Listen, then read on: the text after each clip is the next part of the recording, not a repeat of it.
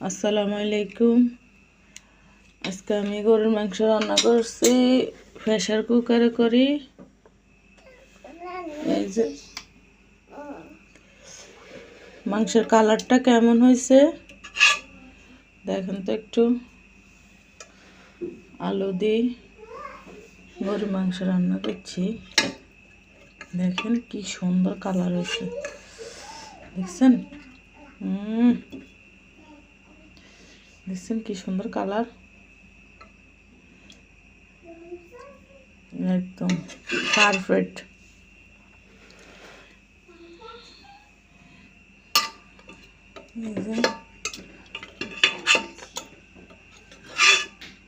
হ্যাঁ, গরুর মাংস একদম নরম হয়ে গেছে।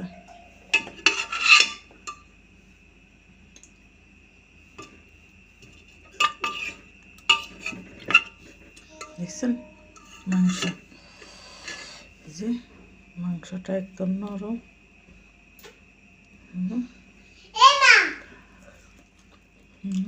খেতেও সেই স্বাদ। কার কার ভালো লাগছে কমেন্টে জানাবেন।